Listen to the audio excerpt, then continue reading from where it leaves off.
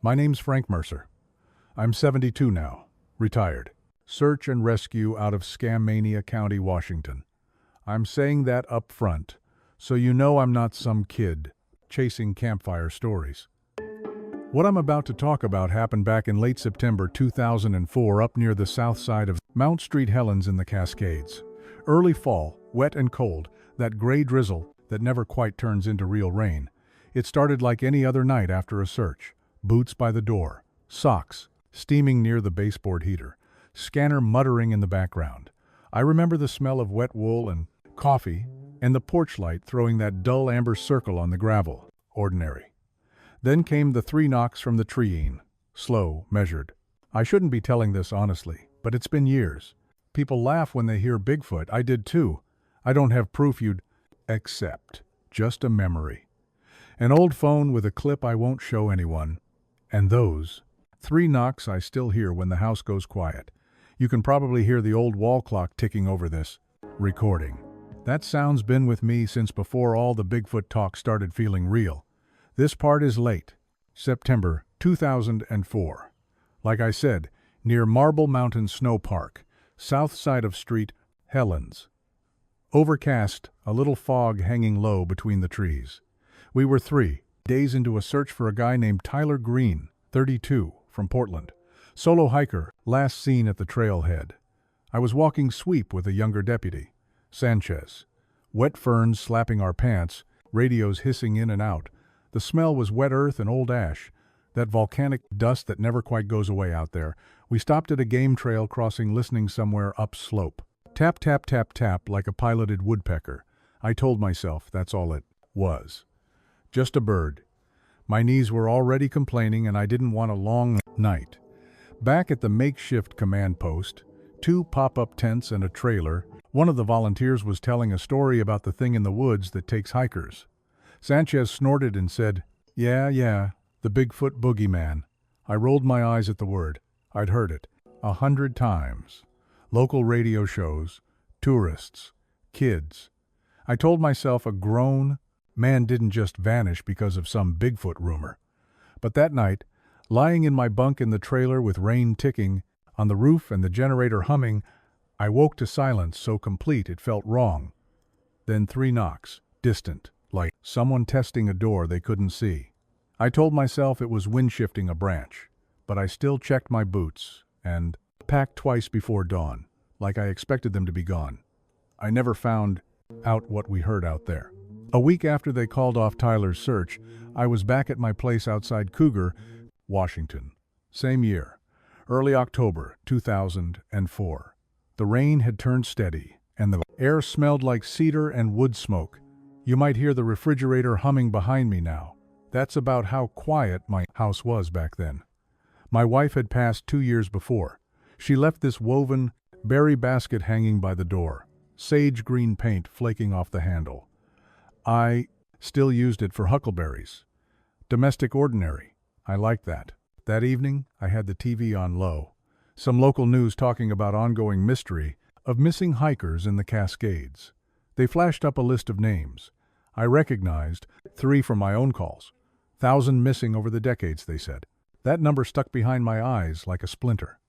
The weatherman joked about maybe a Bigfoot out there messing with hikers. He smiled. I didn't. My neighbor Earl stopped by before dark. Mud on his boots smelling like diesel and hay. He leaned on my porch rail, the boards creaking under him, and said, You hear that talk on the scanner? Some folks figure a Bigfoot's got a taste for backpackers. I laughed, but it came out. Then, Yeah, Earl, Bigfoot's planning a buffet, I said. Inside, I told myself I was just tired. I watched the porch light throw that same amber cone across the gravel, glistening from rain. For a second, I thought I saw a tall shadow just beyond it. But then the refrigerator kicked on louder, and I blinked and there was only the tree line. Right before I went to bed, I found the basket moved from its nail to the top step. Damp but upright. A single red maple leaf tucked inside. No wind could have done that. I put it back on the nail, locked the door, and lay awake listening for knocks that never came that night. I still don't. You know who moved that basket. Jump ahead a bit. Late November 2004. First dusting of snow in town. Gray light by 4 inches the afternoon. I was at the sheriff's substation in Stevenson. Paperwork piled up. Fluorescent lights buzzing like hornets. The coffee smelled burnt. Printer kept jamming. Normal stuff. They had a corkboard in the hallway where we pinned flyers for missing persons. Hikers, hunters, runaways. A whole patch of them were outdoor folks. Last seen on trail at, with a date underneath. When you stepped back, it made a pattern. My stomach didn't like that pattern. One of the younger deputies, Laramie, walked by and slapped a photocopy cartoon on the board, a big hairy silhouette with a backpack in one hand, a hiker dangling from the other. Caption said, "Scammania's #1 guide. Call Bigfoot Tours." Everybody laughed. I forced a smile, my gut twisted. "Come on, Frank," Laramie said. "You're the one. Always up near Street Helens. You seen our mascot yet? Bigfoot stealing your hikers." I shook my head. "All I've seen are sloppy boots and bad weather," I said. But the word tasted wrong in my mouth, like I shouldn't joke with it. On my drive home, snow mixed with rain on the windshield, wipers squeaking, I kept thinking about that board, about how many pins there were. The heater blew, that dry plastic smell. I cracked the window just an inch for fresh air and got hit with that wet dog, wet moss smell.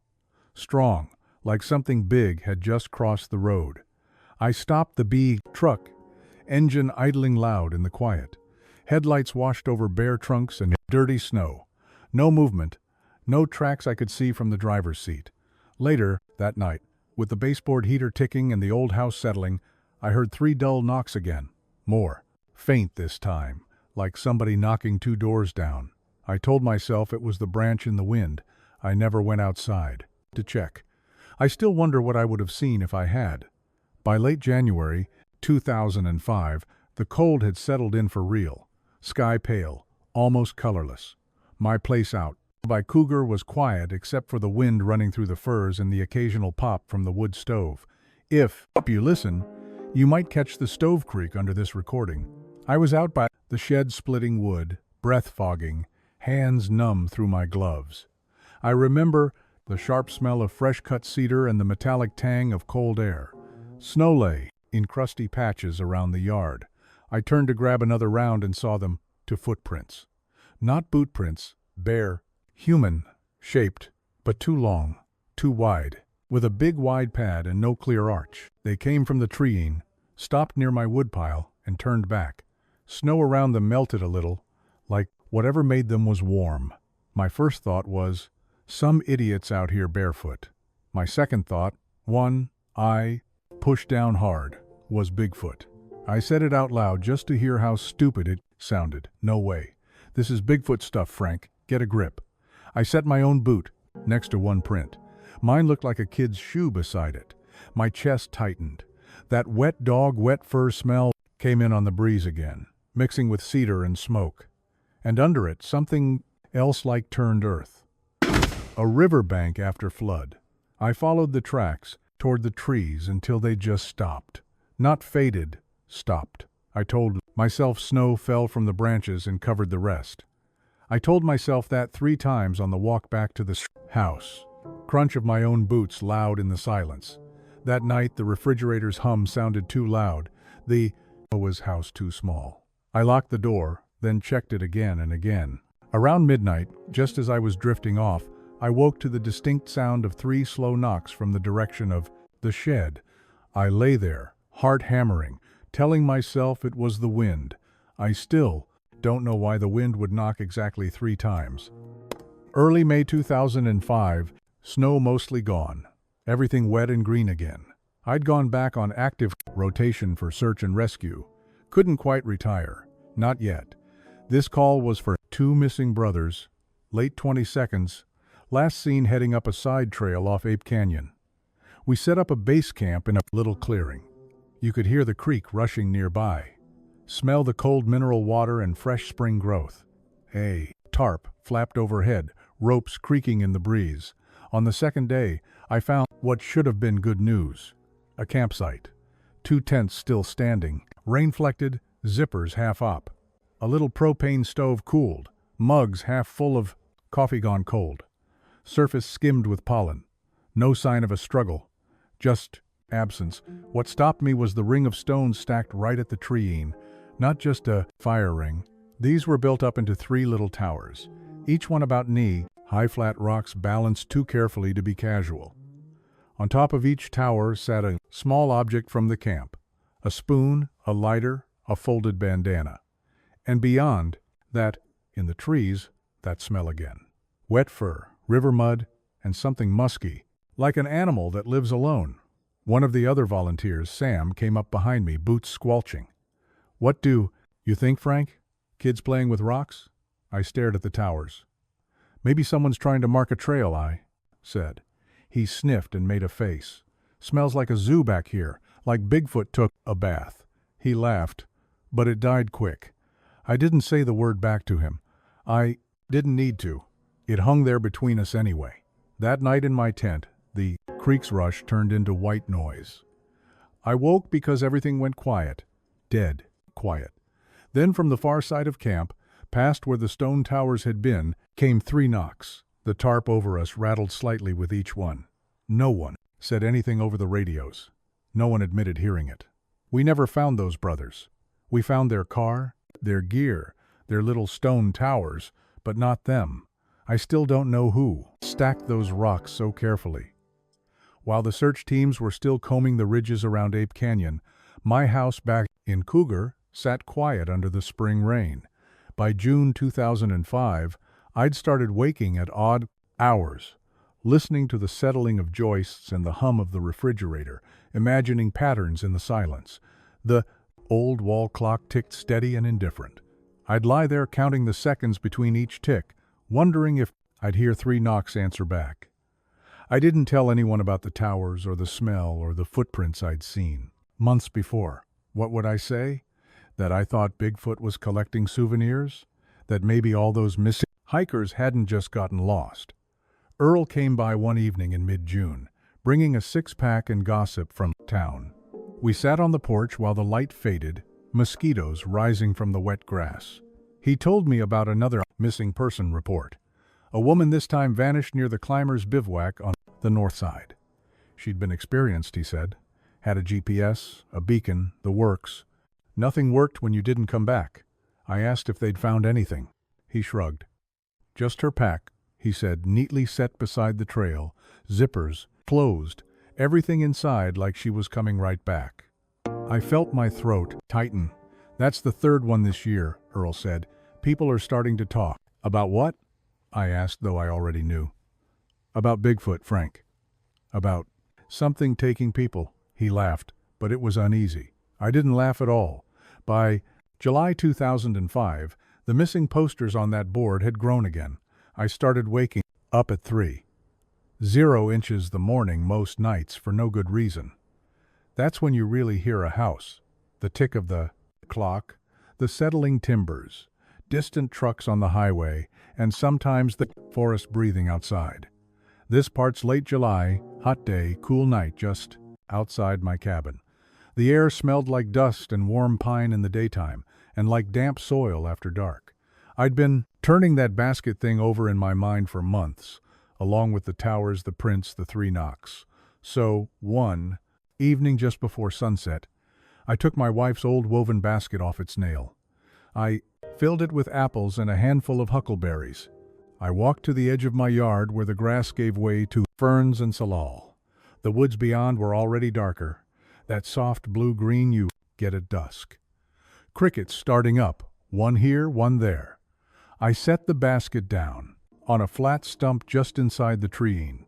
There, I muttered, feeling stupid. If some Bigfoot is out here stealing things, let's see how polite he is. Saying the word out loud alone like that, it felt like cussing in church. I went back inside, left the porch light on, and sat at the kitchen table. The refrigerator hummed, then cycled off, leaving the house very still. Around 10 that night, I turned off the TV. Rain started soft at first, ticking on the windows. Then from the trees, I heard it. Knock, pause. Knock, longer, pause, knock. Each one deeper than you'd expect from wood, like it was coming through the ground, too. I got up, walked to the window, hard up in my throat. I didn't see anything but the edge of the light and the black beyond it. I told myself, raccoons got the apples, I told myself. The knocks were just branches bumping together in the wind. But the next morning when I went to check, the basket was gone. No apples, no berries, just a faint, lingering smell of wet fur and river mud and 3 small stones stacked on that stump where the basket had been. I still don't know who took that basket without leaving a single footprint. Late September again, 2005, almost a year since Tyler disappeared. Same soft rain, same gray sky. You can probably hear it on this tape hitting the roof in a steady sheet. By then, I'd started keeping the porch light on longer than I used to. Sleep wasn't coming easy. I'd wake and listen for live knocks that sometimes came, sometimes didn't. One morning, just after dawn, I opened the front door to grab firewood. The air smelled like wet cedar and something else stronger than before, like a dog that's been in the river then rolled in leaves. I stepped onto the porch and stopped. There on the support post just beside the steps was a smear, dark, muddy, with the clear impression of a palm and 4 fingers spaced wider than mine by half again. It was higher than I could reach without stretching. My throat went dry. I touched the edge of it with one fingertip. The mud was still damp, cold, gritty. I could see ridges where it had dragged, like whatever put it there had rested its weight for a second. The woven basket sat on the top step, empty, upright, like someone had placed it there carefully. Earl came by an hour later. He whistled when he saw the print. Damn, Frank, that's one big hand. Maybe your Bigfoot secret admirer stopped by. I didn't joke back. Could have been a prank, I said. Kids messing around or a hunter with big gloves. Earl shook his head. You and your Bigfoot. Denial. You're the one who lives out here alone, not me. After he left, I washed the mud off with a rag, hands shaking. I told myself I should call the sheriff, report trespassing. But what was I going to say? Hey, I think a Bigfoot leaned on my porch last night. That night, no knocks came, just the steady hiss of rain and the occasional creak of the porch boards. The absence of sound was its own kind of message. I still don't know why whoever left that print chose not to knock that time. By November 2005, I'd gone nights in a row without real sleep. That's when you start hearing things that might not be there. So, I'm telling you that up front. This part was mid-November. First real cold snap. Frost on the windows. Breath inside the house if you let the fire die down. The stove was ticking and popping, and every sound felt like it meant something. I sat at the kitchen table with an old flip phone in front of me. I'd finally upgraded because the SER guys were pushing text alerts. That little plastic thing smelled like warm electronics and pocket lint. I kept opening the camera, closing it, telling myself I was being ridiculous. The forest outside was black. No moon, just the porch light's amber halo on the wet gravel. And beyond that, nothing. About 2 inches the morning, the refrigerator cycled off and the silence came down like a blanket. Then from beyond the treeing, a low rising whoop. Not an owl, not a coyote. It started deep, climbed, then cut off sharp. Then 3 knocks, closer than they'd ever sounded. I stood up so fast the chair scraped loud on the floor. My heart was hammering in my ears. I grabbed the phone and a flashlight, hands sweaty on the metal. At the door, I hesitated. Every briefing, every cop show in my head was screaming, "Stay inside." But another part of me, tired, curious, weirdly guilty, pushed back. I'd spent decades walking into danger for strangers. Now, something was at my own doorstep. I opened the door. Cold air rushed in, smelling of wet leaves and that same musky fur scent strong enough to make my eyes water. The porch light hummed. At the edge of the light between me and the dark trees was a shape tall, wider in the shoulders than any man I'd ever seen. Not clear, never TV clear, just a vertical shadow heavier than the night around it. It didn't move toward me, just stood there. I could hear it, breathing, slow like someone who'd been crying and hadn't quite calmed down. "Bigfoot," I whispered before I could stop myself. "You're a Bigfoot, aren't you?" The word felt like crossing a line. The shape shifted, almost flinched, like it recognized the sound and didn't like it. Then one long arm lifted slowly and pointed past my house up slope toward the deeper woods and the old volcanic gullies. I raised the phone without thinking, thumb fumbling on the record button. The little red light came on. The shadow turned, took 2 slow, heavy steps. The boards of my porch railing creaked even though it hadn't touched them. Then it paused, looked back. At least it felt like it looked back and motioned with that long arm again. An invitation or a warning. I still don't know why I followed. I grabbed my jacket and boots, without socks, just jamming my bare feet in. The cold bit right through. I left, the porch light on behind me. It painted my shadow long across the yard as I stepped into the grass. The tall shape was already at the treeing just beyond where the basket had sat months before. I could smell it stronger out here. Wet, fur, earth, and something old, like damp stone. The forest was oddly quiet. No crickets, no owls, just the distant rush of a creek and my own breathing. I kept the flashlight low, sweeping the ground. Each of its steps sank deeper into the soft soil than mine did. I didn't see its feet clearly, just impressions forming and filling with water as we went. Every so often, it would stop, turn its head in a way I felt more than saw, and wait until I caught up. Then it would move again, always upslope toward a part of the forest I usually avoided. Too many washouts, unstable ground. Once my boot slipped in mud, and I caught myself on a sapling. The bark was slick, cold under my palm. The shadow stopped ahead and made a low sound. Not a growl, not a word, more like a worried hum. "You picked the wrong old man for this," I muttered half to myself. I'm not exactly sprint material, and I still don't believe in Bigfoot. The word came out softer this time, less mocking. Like I was telling someone I believed them, even if I didn't. We crossed an old game trail, then a dry creek bed, rocks loose underfoot, clinking softly. Branches scraped my jacket, spitting little cold droplets down my neck.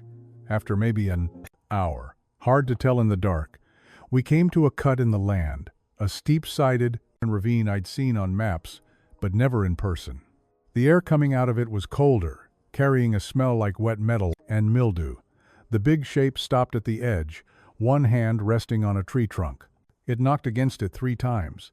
The same slow rhythm I'd heard from my bed. Knock, knock, knock.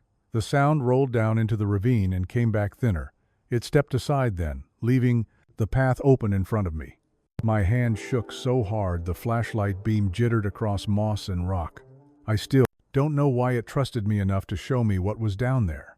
The beam of my flashlight cut a narrow tunnel into the ravine. The walls were slick with moss, glistening. Water dripped. Somewhere, a steady tap that echoed. The smell hit me like a wall. Old sweat, mildew, wet canvas, and that same musky fur. I picked my way down, one hand on the rock, boots slipping. Gravel crunched underfoot. The taller shape stayed up top, visible only as a darker outline against the lighter sky. At the bottom, the ground leveled out into a wide, shallow basin, sheltered by overhanging rock. That's where I saw them. Backpacks. Dozens at first, then hundreds, piled, stacked, arranged in rows like someone had tried to make order out of chaos. Faded colors, torn, straps, buckles catching the flashlight glare like tiny eyes. Sleeping bags, rolled and tied, boots single and in pairs, water bottles, metal and plastic, some crushed, some upright, and woven among them. Things I recognized from certain files. A red bandana, a yellow enamel mug, a walking stick with a carved eagle on the handle, artifacts I'd seen in family photos on missing posters. My throat closed up. I could hear my own pulse in my ears. I panned the light slowly. It just kept going. Gear from the 70 seconds, 80 seconds, newer stuff from the 2000s. A timeline of people who walked into these woods and never walked out. I didn't see bones, no bodies, just the shed skins of their lives collected and stored. Up above, the big shape shifted its weight, rock crumbling softly under its foot. I glanced up. "Why?" I whispered. "Why are you showing me?" This Bigfoot? The name felt different now, less like a joke, more like saying Frank or Tyler or Earl. Personal. No answer, not in any language. But there was something in the way it huddled closer to the tree, like shame or grief. I raised the flip phone with a shaking hand and hit record. The cheap camera whined, trying to focus in the dark. The screen showed mostly black with a few ghost-pale shapes where the light hit the nearest packs. My hand shook. The video blurred. I took maybe 10 seconds of footage before my stomach rebelled and I snapped it shut. Some part of me was screaming that I was trespassing on a grave. Even if I couldn't see the bodies, the air felt thick, heavy with all the last breaths that might have been taken nearby. Above, the big shape made that low, warbling whoop again, softer this time. Lament, not threat. I stood there until my legs started to shake for more than fear. Then I climbed back up, each step a fight against the weight of what I'd just seen. At the top, the outline turned and walked me back the way we'd come, never touching me, never rushing me. I still don't know if it was asking for forgiveness or giving me a warning. A week later, late November 2005, I sat in the sheriff's office again. Same buzzing lights, same burnt coffee. Rain hammered the windows, hard enough I could almost feel it on my skin. The flip phone was in my pocket, heavy as a rock. Every time it buzzed, with some spam text or alert, my heart jumped. Sheriff Daniels sat across from me, chair squeaking, a stack of missing person files between us. He rubbed his eyes. "Frank, you've been doing this longer than anyone. You think we're missing something? Some cave? Some old mine we overlooked?" My mouth went dry. In my head, I saw rows of packs again. Boots lined up like people waiting in a silent line. "There are a lot of cuts and ravines up there," I said carefully. "You could hide a town in some of those gullies, and no one would know. People get lost. Hypothermia, falls. We just can't always find them." He sighed. "Families want answers. Some of them are talking lawsuits, cover-ups. One woman told me she thinks we've got a serial killer living in the woods." I almost laughed at that. A serial killer would have been easier to explain than a sorrowful Bigfoot curating a museum of the lost. "You ever give any thought to that old Bigfoot talk?" Daniels asked, not quite joking, not quite serious. "You're out. They're more than anyone. You see a Bigfoot, you tell me, right?" My hand went to the phone in my pocket, thumb worrying the edge of it. I swallowed. "I haven't seen anything I can put in a report," I said. "Just tracks that don't make sense, gear where it shouldn't be." "So that's a no on Bigfoot," he pressed. I looked at the rain streaking the window. Each drop left a clear trail, then blurred. "I don't know what I've seen," I said finally. "But if there is a Bigfoot out there, I don't think it's hunting for sport." That was as close to the one truth as I could get without sounding insane. That night, back home, the house felt tighter than ever. I checked the door lock, then checked it again. The refrigerator hummed, then clicked off. In the silence, my hand tapped the table, 3 times without me meaning to. Knock, knock, knock. I froze, listening, for an answer from the woods. None came. I still don't know if not telling the full truth saved anyone or just protected me from being laughed out of town. Years went by. Search calls slowed, down as my knees gave out. By 2015, I'd retired for good, moved closer into town. Smaller yard, neighbors within shouting distance. You can probably hear a car passing outside now. Different kind of forest. This one made of houses. I brought the flip phone with me. Didn't use it anymore. But I couldn't bring myself to throw it away. It lives in my kitchen drawer with the rubber bands and old keys. Battery taken out, but still somehow charged with that night. Sometimes when the insomnia gets bad and the house is too quiet, fridge humming, clock ticking, I take it out, snap the battery in, and power it up. The startup jingle sounds thin and tiny. There's a single video file in there. 20 seconds actually, not 10 like I remembered. Memory is funny that way. If you play it, you mostly get black. A few frames show a messy pile of dark shapes. Packs. I know they're packs, but the camera's too cheap and the light too weak for anyone else to be sure. At the edge of one frame, if you pause just right, there's a suggestion of a tall shape at the top of a slope. That's it. No smoking gun, no museum exhibit, Just enough to haunt a man, not enough to prove anything to anyone who doesn't already believe. A couple of times I thought about posting it online. Anonymous, disturbing footage, that kind, of thing. But every time I pictured hunters with high-powered rifles combing the ravines, I pictured families grabbing onto this one blurry video as hope or as a target for their anger. Show them where he is. A voice in my head would say, make them look, make them dig. Then I'd remember the way that creature turned back, the way its shoulders slumped like someone carrying everyone else's secrets. So, I keep the phone in the drawer. Evidence, that's not evidence. Sometimes late, I open the drawer and just hold it. The plastic is cool, a little sticky with age. I still don't know if keeping that clip hidden is an act of mercy or cowardice. Now, we're back to now. November 2025. Different house, same rain. You can hear it on the roof, steady as breathing. The lamps in here are soft yellow, not that harsh blue you get in town apartments. I like it dim. Reminds me of the cabin if I don't think too hard. I'm older. Hands shake a little when I hold my coffee. Nights are long and I still wake up at 3. 0 inches the morning more than I'd like. People still disappear in the Cascades. Not as many as the rumor mill says, but enough. Every time I hear about another missing hiker on the news, that old smell comes back in my nose. Wet fur, moss, river mud, old canvas. I see rows of packs under rock. I see that tall shadow pointing. Sometimes I catch myself saying the word out loud softly like I'm talking to a person. Bigfoot. I'll mutter into my mug. You still up there watching over all that? The word has changed for me. It's not a joke or a campfire story anymore. It's a name. One. I use the way you'd say the name of someone you can't quite forgive and can't quite blame. I haven't been back to that ravine.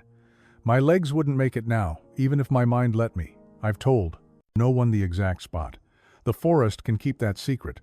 Last week, during one of those 3 in the morning wake-ups, I shuffled to the kitchen for water. The refrigerator had just cycled off. The house was holding its breath. From somewhere far off, not next door, not across the street, but far beyond that, I heard it. Knock, pause, knock, longer, pause, knock, soft, almost swallowed by the rain. But there, I stood at the window, looking at my tiny patch of lawn and the dark line of hills beyond the town lights. I knew in the way you sometimes just know things that those knocks weren't for me alone. They were just continuing part of the rhythm of that place, that life up there without us. I still don't know exactly what that creature wanted from me that night in 2005. Confession, witness, maybe both. But I know this. When folks laugh and say Bigfoot like it's a punchline, I keep my mouth shut. I let them laugh. Then I go home, sit in the half-dark with the fridge humming and the rain ticking on the glass. And I listen for 3 knocks that might never come again. And whether you believe me or not, I can still hear